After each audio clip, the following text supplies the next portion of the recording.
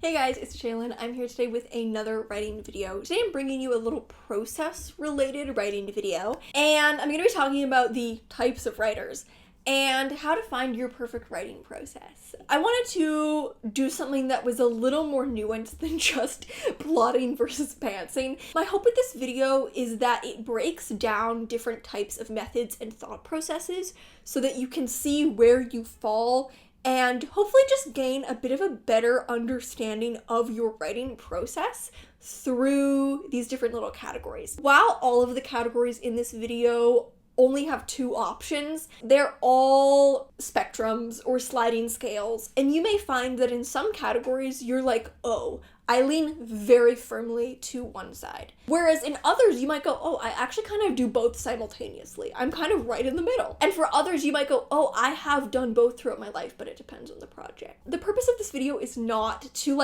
box you in when it comes to labeling our writing processes. It's very unhelpful to view it as a firm identity and more so as just a range of tools that you can use wherever, whenever, or however you like. This isn't to say that you have to put yourself firmly in one category. It's hopefully just to break down different ways of thinking, different ways of writing, and maybe give you kind of a clearer idea of how you think, how you write, and what methods might be useful for you. The point of this is to be freeing, not to be limiting. First up, we have linear writers versus non-linear writers. So this is basically the order you write the story in. Linear writers basically tend to write beginning to end. Start at the beginning of the story, they write everything in order, whereas non-linear writers don't do that. They write the book out of order. Definitely a very linear writer, but I don't know if I would put myself 100%, I will stop and go back and write a scene. But for the most part, I'm moving through the story linearly. This one's pretty straightforward. I don't really have much else to elaborate on this one. Do you write the story in order or do you write it out of order? The second one is horizontal versus vertical writers. Another way to describe this would be start to end writers versus top to bottom writers. This is not the order you write the story, it's the order that you deepen the story. For example, a horizontal or a start to end writer might start at chapter 1, and as they move through the story, not only are they moving through the story, but they're also moving through the themes and the characters, and they reach the end of the story and they've kind of fully developed and discovered everything there is to know about the story. Whereas a top to bottom writer might move through layers of story, so they might write the story, and then in the next draft they might layer over top character, and then in the next draft they might layer over top theme. This is one where I would say firmly in the middle, in the sense that I think I kind of do both simultaneously. Process of writing, the act of moving through a story, is very, very revealing to me in terms of theme and character,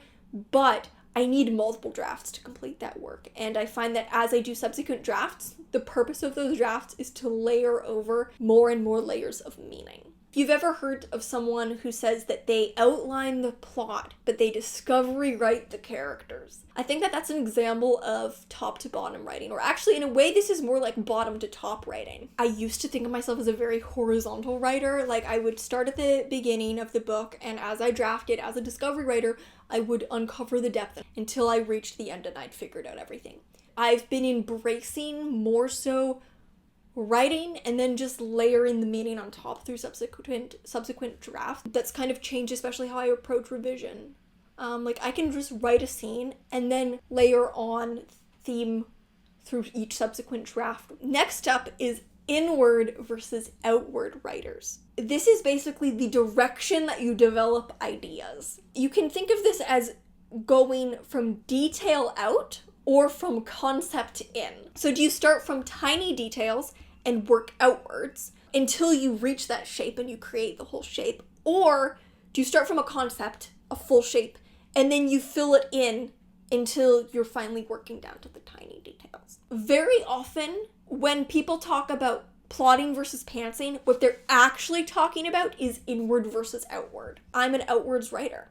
I write a tiny little detail, and then I go, oh, that's really important, and that makes me realize something about the character, and that makes me realize something about how the story should be structured. I do the same with world building. I get one tiny little detail for something in a culture, and then from there I build the whole society. And I think a lot of Outliners or plotters are inwards writers. They start from a huge outward shape and then they fill that in with the tiny details. So then we hit probably the most obvious and the most well-known. All the others are ones that I made up.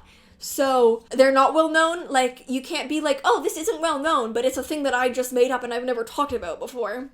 That's not how public knowledge works. The one that is in the collective consciousness is pantsers versus plotters. Pantsing, also known as discovery writing. Plotting, also known as outlining. Doesn't George R. R. Martin call it architects and gardeners, which I think is very poetic and nice. This is a hotly debated thing within the writing community for no goddamn reason, because it's not that deep. It's just, how much do you plan before writing? This is one that I think, because it's so in the collective consciousness, people have very strong opinions about it. A lot of the ones we've talked about are very intuitive. People don't even really realize what method they're doing. I wrote for most of my life without going, oh, I think outwardly. Luckily, it's becoming less of a hot topic and people are starting to get more chill about it, but I definitely still see a little elitism about it. If people don't feel completely secure in themselves, it feels like a personal attack if someone does something differently, especially if they have success doing something differently. Not how writing process works. Everyone writes differently because everyone's brain is very different and everyone writes completely different stuff. Why would I have the same methods as someone who's a completely different person? Brain works completely differently and they write completely different work. Why would we use the same writing process? I have no idea. I see this get overcomplicated a lot in attempt to invalidate it. Say things that, like, you know, pantsing doesn't really exist because you can't possibly not have any ideas for your story by the time you finish the first draft, and you know you're doing most of the work in revision anyways, and at that point you've already planned the story, so you are a plotter. And it's like, okay, we're straw manning. This literally just refers to your first draft. It's not that deep, it's not that complicated. It's literally just, do you plan the story before you write the first draft or not? That's it. This is how I differentiate it in my mind. And this is just for me personally. Outlining to be having a predetermined written plan that outlines all or most of the events in the story before I start writing. So if I'm going to outline a book, that means that I have a written plan that has, in order, at least the majority of the events in the story. For me, discovery writing means writing a book without a predetermined plan, even if I do have some ideas. So I might have ideas for scenes, but I don't have them in sequence. I don't exactly know when they're going to be placed, and I haven't filled in most of the gaps. So for me, this is one that I'm definitely more on the pantsing side. Not fully, like, I'll plot things. Every once in a while it makes sense. You know, I'll like hit a point in a book and I'll just get a vision for the next 2 chapters. And I'll be like, I know exactly how these next 2 chapters need to be outlined. For me, discovering writing means I don't have a pre-written plan that outlines the order of my story beforehand, and I'm figuring out most of the events and the order and sequence of those events as I'm writing. I learn the best through writing. And this brings us to our next category, which is output versus idea. So this is basically, at what point do you get inspiration? This is chicken or the egg. Does idea lead to creation, or does creation lead to idea? Hey guys, so I just wanted to refilm most of this section because I realized while editing that I kind of confused 2 of my categories in my own framework that I invented, so I really shouldn't be getting the information wrong when I created it. That's a little sad. When I initially filmed this video and I was explaining the difference between output versus idea, I made it sound like this is about how you get ideas and story concept. There is a category I'm going to touch on slightly later in the video which relates to how you get ideas, but that's not what output versus idea means, and I probably shouldn't have called it idea. I probably should have called it something like output versus inspiration. Let's rename it output versus inspiration, because this does not mean how you get story ideas. This means what makes you feel inspired and motivated to work on a story, kind of what gets an idea moving for you. So this could be developing a story idea, brainstorming, feeling inspired or motivated to work on a story, or even working through problems. I am more of an output writer. I will get an idea for a book. I'll do some initial brainstorming, but after that, if I'm not actively working on the book, it'll kind of just go dormant. I kind of just won't continue to think about it. I won't develop it any further. Once I kind of make that active decision to work on the idea, to sit down and actually create output, starting to take notes or do research or something like that, or write scenes, suddenly that will open the floodgates and I will start to get a ton of ideas and I'll feel inspired. I find this a lot where like I will get stuck on a book. Eventually I'll have to force myself to come back to it because the problem that I was stuck on, it's not naturally resolving in my mind. Then I sit down, I actively start working on the book again. It kind of comes out of dormancy, the problem resolves. So do you need to feel inspired in order to create? This is kind of more the classic idea, I think, of how writers work, which is the notion that the inspiration comes to you and the motivation comes to you, and so then you because of that you sit down to write. Some people are the opposite of that. We sit down to write and that's what inspires us and motivates us. 80% of my story development, my motivation, my inspiration, it begins with active output on the story. So naturally for me, one of the best ways to get inspired, get motivated, and develop a story is to sit down and start writing. This is something that I think it's important to know about yourself. Because if you don't know this about yourself, you may never feel inspired. You may go, I just have no motivation, I have no inspiration. So you never sit down to write. Well, that's because you have to sit down to write. You have to work on it actively in order to feel inspired. And if you know that about yourself, you can have that faith of, okay, I'm not really feeling inspired or motivated right now to work on my story, and I'm not really thinking about it, and it's not going anywhere. But once I actively sit down and start writing, the pieces will start to fit together. Now we'll talk about the next category, which relates to actually getting ideas and where ideas come from for you. We have intentional versus natural writers. So this is just how you best get ideas. Intentional writers, basically, they need to sit down to intentionally produce ideas,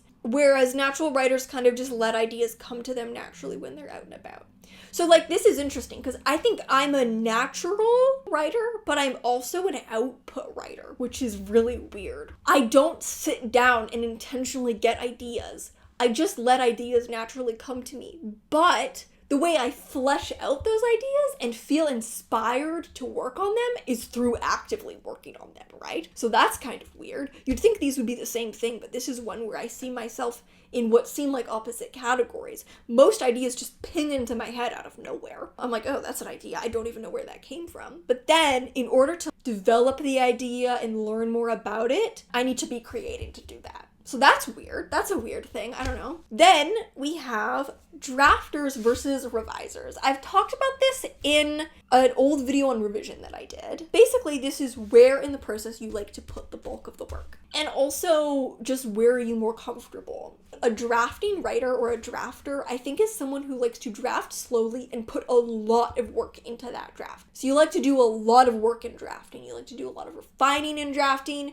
You figure out a lot about your story in drafting, or you're just more comfortable with drafting, or you just like drafting more. Drafters are often slow drafters. They often draft slowly and in full detail. I'm more so of a drafter, I would say. Whereas revisers are the opposite. They like to put the bulk of the work into the revision. They're more comfortable with revision. They probably really like revision. And it's through revision that they really start to understand the story and do refining work. I think you can often spot revisers because they do a lot more drafts. Their first drafts are way faster. Like they often can write a first draft really fast. Common practice for revisers is zero drafting. That idea of writing a draft that is very thin, very loose, very incomplete, and then you just start layering on top of it through revision. I am not that. I can't even imagine doing a zero draft. I'm definitely, I would say, more of a drafter, but not all the way. I think I know writers who are way further on the drafting end of the spectrum than I am, in that they will do like 2 drafts. They'll write a draft and then they'll edit it like 1 time, and the edits are like fairly minimal. I think those writers are like pure drafters almost, in a sense, in that they are just doing almost all the work through the first draft. I'm doing the majority of the work through the first draft. There are definitely several critical rounds of revision that are really, really important for me to fully kind of mature the story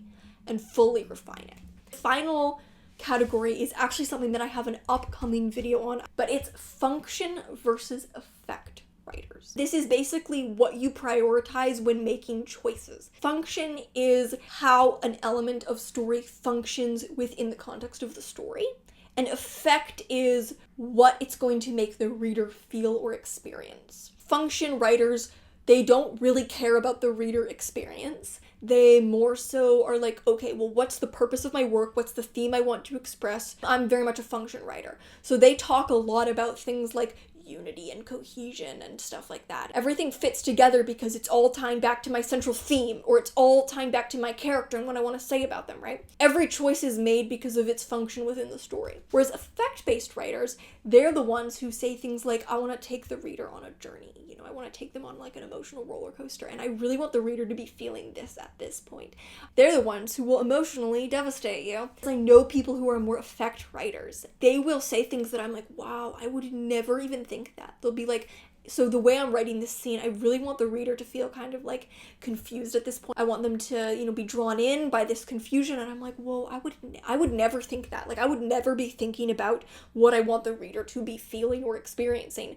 I would be thinking about how it relates back to my themes or my characters, or like the function within the story. Every choice has a function and an effect, whether you prioritize one or the other, right? Like if I make a decision because it serves a function, it's still gonna have an effect that I should be considering. A lot of the time we rely on one or the other as our kind of decision-making fuels. You're doing both, but one of them is usually more conscious, right? Like every decision you make has a function and an effect, but it's which one are you prioritizing and are you consciously thinking?